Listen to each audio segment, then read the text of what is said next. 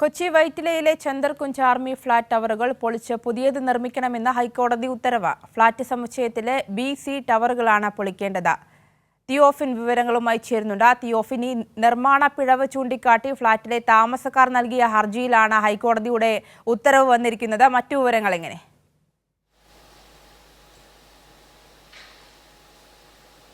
ആര്യ, തീർച്ചയായും വർഷങ്ങൾ നീണ്ട ഒരു പോരാട്ടം, അതിനൊടുവിലാണ് ഇപ്പോൾ ഹൈക്കോടതിയുടെ ഉത്തരവ് വന്നിരിക്കുന്നത്.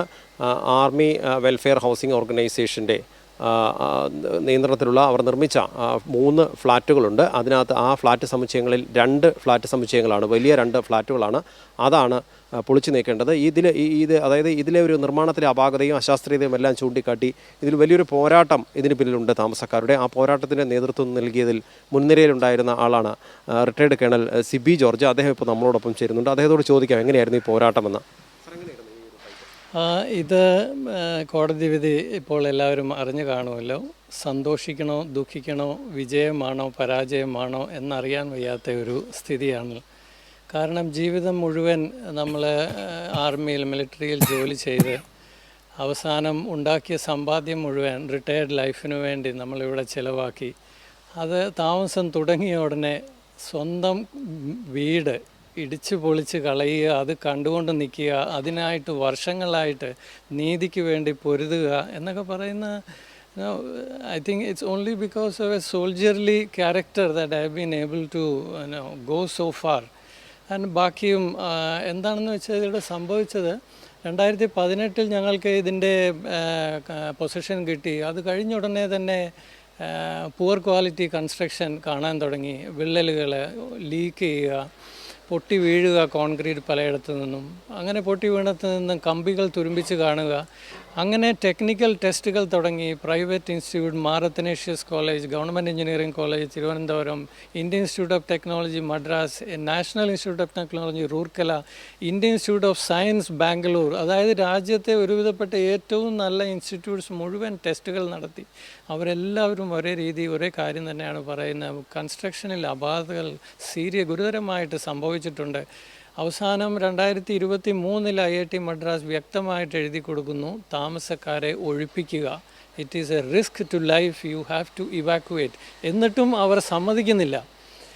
അതുകൊണ്ട് പിന്നെ നമുക്ക് പല രീതിയിൽ civil case, consumer court, criminal case, FIR, അവസാനം writ petition in the high court അത് കൊടുത്തു കഴിഞ്ഞ് അതിനും ഏകദേശം 1.5 വർഷത്തോളമായി. അവസാനം ഒരു വിധി നമുക്ക് കിട്ടിയിരിക്കുകയാണ്. പോസിറ്റീവായിട്ട് എന്ന് വേണം നമുക്കിപ്പോൾ പറയാൻ. ഒരു കമ്മിറ്റി രൂപീകരിച്ച് അവരുടെ ഇനി എഫിഷ്യൻസിയാണ് ഇനി നമുക്ക് തുടർന്ന് നമുക്ക് ഉറപ്പാക്കേണ്ടത്. അത് എല്ലാം ശരിയായിട്ട് തന്നെ ഭവിക്കുമെന്ന് പ്രതീക്ഷിക്കുക, പ്രാർത്ഥിക്കുക.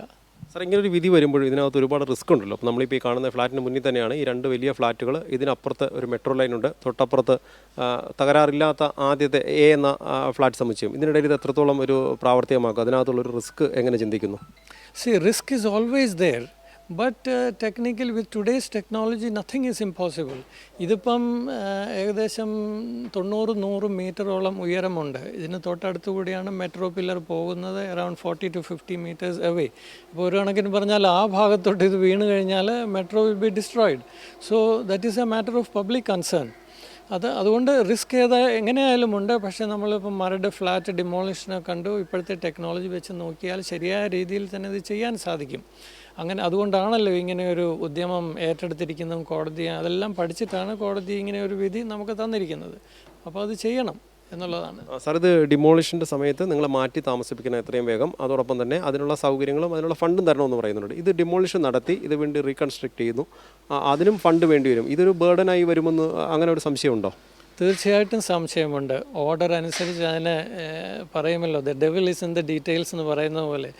ഓർഡർ ഓരോ സെൻറ്റൻസും വ്യക്തമായിട്ട് വായിച്ചു കഴിഞ്ഞാൽ നമ്മുടെ കയ്യിൽ നിന്ന് ഇനിയും നമുക്ക് പണം മുടക്കേണ്ടി വരുമോ ഇത് കൺസ്ട്രക്റ്റ് ചെയ്യാൻ എന്നുള്ള സംശയം തീർച്ചയായിട്ടും ഉണ്ട്. അത് സ്ഥിരീകരിക്കേണ്ടതുണ്ട്, അത് ക്ലാരിഫൈ ചെയ്യേണ്ടതുണ്ട്. അത് ചെയ്യും ഞങ്ങൾ. Thank you sir. അദ്ദേഹം നമ്മളോട് പങ്കുവച്ച കാര്യത്തിൽ ഒന്ന് ഇതാണ്. നമുക്ക് ആ ഫ്ലാറ്റിൻ്റെ ദൃശ്യങ്ങൾ കൂടി ഒന്ന് കാണാം. നമുക്ക് വലതുവശത്ത് കാണുന്നതാണ് ഈ ഫ്ലാറ്റ് സമുച്ചയങ്ങൾ. 2 ഫ്ലാറ്റുകളുണ്ട്, B-C. ഇത് തൊട്ടപ്പുറത്തെ ഒരു BC ഈ രണ്ട് ഫ്ലാറ്റുകൾക്കും ഇത് മുന്നിൽ തന്നെ ആ ദൃശ്യങ്ങളിൽ നമുക്ക് കാണുന്ന മറ്റൊരു കാര്യം കൂടിയുണ്ട്. ഈ എല്ലാ ഫ്ലാറ്റിൻ്റെയും ചുറ്റുപാട് മുഴുവൻ നെറ്റ് സ്ഥാപിച്ചിട്ടുണ്ട്. ഈ നെറ്റ് സ്ഥാപിച്ചിരിക്കുന്നത് എന്തിനാണെന്നാൽ ഇതിൻ്റെ മുകളിൽ നിന്നെല്ലാം സിമൻറ്റിൻ്റെ പ്ലാസ്റ്ററിങ് അടന്നു വീണുകൊണ്ടിരിക്കുകയാണ്. പ്ലാസ്റ്ററിങ് അടന്ന ഇതിൻ്റെ ബീമുകളുടെയും പില്ലറുകളുടെയും എല്ലാം കമ്പികൾ ഉൾപ്പെടെ പുറത്ത് കാണുന്ന ഒരു അവസ്ഥയാണ്. ഈ നിലത്ത് വിരിച്ചിരിക്കുന്ന ടൈലുകൾ ഗ്രാനൈറ്റ് ടൈലുകൾ ഉൾപ്പെടെ പാകിയിട്ടുള്ളത് പൊള്ളി അടർന്നുകൊണ്ട് ഇതെല്ലാം പൊട്ടി ചിതറിക്കൊണ്ടിരിക്കുന്നു. അത്തരത്തിലുള്ള വലിയ ഒരു പ്രതിസന്ധിയിലൂടെയാണ് ഇത് കടന്നു പോകുന്നത്. ജീവൻ പണയം വെച്ചുകൊണ്ടാണ് ഈ ഫ്ലാറ്റിലെ താമസക്കാരെല്ലാം കഴിയുന്നത്. ഈ ഫ്ലാറ്റിൻ്റെ തൊട്ടപ്പുറത്ത് കൂടി മെട്രോ ലൈൻ കടന്നു പോകുന്നുണ്ട്, മെട്രോയുടെ ബ്രിഡ്ജ് കടന്നു പോകുന്നു. ഇതിനോടൊപ്പം തന്നെ നമ്മൾ ഈ പറയുന്ന രണ്ട് ഫ്ലാറ്റിനുള്ളിലേക്ക് കൂടി നമുക്കൊന്ന് കടന്നു നോക്കാം. എത്രത്തോളമാണ് ഇതിൻ്റെ ഫ്ലോറിൻ്റെ അവസ്ഥ എന്ന് കൂടി ഒന്ന് നോക്കണം. ഈ തറയിൽ ചുമരിൻ്റെ ഏറ്റവും താഴ്ഭാഗത്ത് പ്ലാസ്റ്റർ അടർന്ന് പൊളിഞ്ഞ് അടർന്നിരിക്കുന്ന അവസ്ഥയാണ്. ഇത് എല്ലാ ഭാഗത്തും ഉണ്ട്. ബിൽഡിങ്ങിൻ്റെ ചുറ്റും ഈ രണ്ട് ബിൽഡിങ്ങുകളിലും രണ്ട് ഫ്ലാറ്റ് സമുച്ചയങ്ങളുണ്ട്. BC രണ്ടിലും ഇതേ അവസ്ഥയാണ്. ഇതിൻ്റെ മുകളിലേക്ക് നോക്കിക്കഴിഞ്ഞാൽ തന്നെ എല്ലായിടത്തും എല്ലാ ഫ്ലോറുകളിലും ഇതേ അവസ്ഥയുണ്ട്. ഈ ബിൽഡിങ്ങിൻ്റെ താഴ്ഭാഗം അടർന്നിരിക്കുന്നു. ഏറ്റവും തറയിലുള്ള നമ്മൾ ആ ബിൽഡിങ്ങിലേക്ക് കയറുന്ന ഭാഗത്തുള്ള ഫ്ലോറാണിത്. ആ ഫ്ലോറിലെ ഭാഗം കൂടി ഒന്ന് നോക്കാം. അവിടെയുള്ള ഗ്രാനൈറ്റ് ഞാൻ നേരത്തെ സൂചിപ്പിച്ചതുപോലെ അത് പൊള്ളി അടരുന്ന അവസ്ഥയാണ്. നോക്കൂ, ഒരു കാല് വയ്ക്കുമ്പോൾ പോലും അത് താന്നു പോകുന്നൊരു സ്ഥിതിയിലേക്ക് പോകുന്നു. ഇത്രയും പൊള്ളി അടർന്നിരിക്കുകയാണ്. മറ്റു ഭാഗത്തും ഇത് പൊട്ടി വിടർന്നിട്ടുണ്ട്. ഇത് ഈ സ്റ്റെപ്പിൻ്റെ അടിഭാഗത്ത് ഇത് മുകളിലുള്ള ഈ പ്ലാസ്റ്റർ പൊള്ളി അടർന്ന് ഈ ടൈല് വളഞ്ഞ് മുകളിലേക്ക് ഉയർന്നു നിൽക്കുന്നൊരവസ്ഥയാണ്. ചവിട്ടി നടക്കാൻ പോലും ഭയമാകുന്ന സ്ഥിതിയിലാണ്. അതോടൊപ്പം പല ഭാഗത്തും ഈ ടൈലുകൾ ഈ ഫ്ലോർ ടൈലുകൾ പൊളിഞ്ഞ് ചിതറിയിട്ടുണ്ട്. ഇനി നമുക്ക് നോക്കൂ, ഇതിൻ്റെ ഫ്ലാറ്റിൻ്റെ മുകളിലേക്ക് കയറുന്ന ഭാഗത്തുള്ള താഴത്തെ പില്ലറാണ്. ആ പില്ലർ പൊളിഞ്ഞിളകി നിൽക്കുന്നു. ഇതിനുള്ളിലേക്ക് നോക്കിയാൽ ഇതിൻ്റെ സ്റ്റെയർ കേസാണ്. സ്റ്റെയർ കേസിനുള്ളിൽ ആ മുകൾ ഭാഗത്തെല്ലാം മുകളറ്റം വരെ ഇതിൻ്റെ ആ ഫ്ലാറ്റിൻ്റെ മുകൾ ഭാഗത്തുള്ള പ്ലാസ്റ്ററിങ് അടർന്ന് കമ്പിയെല്ലാം പുറത്ത് കാണുന്നൊരവസ്ഥയാണ്.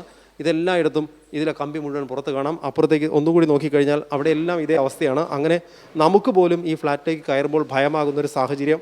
ഈ ഫ്ലാറ്റിലാണ് 26-28 നിലകളിലായി 208ഓളം കുടുംബങ്ങൾ താമസിക്കുന്നത്. 208 ഫ്ലാറ്റുകളാണ് ഇവിടെ ഉള്ളത്. ഇവരെല്ലാം ജീവൻ പണയം വെച്ചുകൊണ്ടാണ് ഇവിടെ താമസിക്കുന്നത്. ഈ സാഹചര്യത്തിൽ ഇതിലൊരു റീകൺസ്ട്രക്ഷൻ അല്ലെങ്കിൽ ഒരു മെയിൻ്റനൻസ് വർക്ക് നടത്തി ഇത് താമസയോഗ്യമാക്കാൻ കഴിയില്ല എന്ന് വ്യത്യസ്ത പഠനങ്ങൾ നടത്തി, വിവിധ ഏജൻസികൾ പഠനം നടത്തി. അത് ബോധ്യമായ സാഹചര്യത്തിലാണ് ഈ പോരാട്ടത്തിന് കോടതിയുടെ വിധി വന്നിരിക്കുന്നത്. എന്തായാലും വളരെ വേഗം തന്നെ ജില്ലാ കളക്ടറുടെ നേതൃത്വത്തിൽ ഒരു സമിതി ഉണ്ടാക്കി. ആ സമിതിയുടെ നേതൃത്വത്തിൽ ഇവരെ താമസക്കാരെ മാറ്റി താമസിപ്പിക്കുകയും അതോടൊപ്പം തന്നെ ഇതിന് വേണ്ട നടപടിക്രമങ്ങൾ ഈ പൊളിക്കുന്ന ഉൾപ്പെടെയുള്ള കാര്യങ്ങളെല്ലാം ചെയ്യണമെന്നാണ് നിർദ്ദേശം നൽകിയിരിക്കുന്നത്. ഈ ഉടനെ തന്നെ നിർദ്ദേശം നടപ്പിലാവും. പക്ഷേ താമസക്കാർക്ക് ഇപ്പോഴും ഉള്ള ഒരു ഭയം, വലിയ ബാധ്യത, ജീവിതത്തിലുണ്ടായിരുന്ന എല്ലാം വിറ്റുപെറുക്കിയാണ് ഇവർ ഈ ഫ്ലാറ്റ് വാങ്ങിയത്. റിട്ടയർഡ് ആർമി ഉദ്യോഗസ്ഥരാണ്. അവരുടെ കുടുംബങ്ങൾ താമസിക്കാൻ റിട്ടയറായ കാലത്ത് സമാധാനമായി താമസിക്കാൻ വേണ്ടി ചിലവഴിച്ച് വാങ്ങിയ ഫ്ലാറ്റ് ഇവിടെ താമസിക്കാൻ കിടപ്പാടം പൊളിച്ച് മാറ്റുന്ന ഒരവസ്ഥ. ഇനി ഇത് എന്ന് നിർമ്മിച്ചു തീർത്ത് വീണ്ടും തിരികെ ഇവർക്ക് ഇവിടെ എത്താൻ കഴിയുമെന്ന കാര്യത്തിൽ അതും സംശയം. അതോടൊപ്പം തന്നെ ഈ അഴിമതി നടത്തിയ ആർമി വെൽഫെയർ സൊസൈറ്റി ഉൾപ്പെടെ നേതൃത്വവും പ്രതിരോധ വകുപ്പിൻ്റെ ചില ഉന്നത ഉദ്യോഗസ്ഥരുൾപ്പെടെ ഇവരെല്ലാം ഈ അഴിമതിയിൽ പങ്കാളികളാണെന്ന് സംശയിക്കേണ്ടി വരും. അത്തരത്തിലൊരു അഴിമതി നടത്തിയ സാഹചര്യത്തിൽ ഇനി ഇതിൻ്റെ പുനർനിർമ്മാണത്തിന് വേണ്ട ഫണ്ട് എവിടെ നിന്നുണ്ടാകും? അതും ഒരുപക്ഷെ താമസക്കാരുടെ ബാധ്യതയാകുമെന്ന ഭയവും അവർക്കുണ്ട്. എന്തായാലും ഏറെ നാളുകൾ നീണ്ട ഒരു പോരാട്ടം, അതിന് കോടതി അനുകൂലമായൊരു വിധി നൽകിയിരിക്കുന്നു എന്ന് തന്നെ നമുക്ക് ഇപ്പോൾ പറയാം. ആ ഒരു ആശ്വാസത്തിലാണ് എന്തായാലും താമസക്കാർ. കാരണം ജീവൻ പണയം വെച്ചുള്ള താമസത്തിൽ ഇവിടുത്തെ ഈ ഫ്ലാറ്റിലെ താമസത്തിൽ അവരുടെ ഒരു പോരാട്ടം, ഏറെ നാളുകൾ നീണ്ട പോരാട്ടത്തിന് അതിനൊരു ഫലം ലഭിച്ചിരിക്കുന്നു. അതുമാത്രമാണ് ഇപ്പോൾ നമുക്ക് പറയാൻ കഴിയുന്നത്.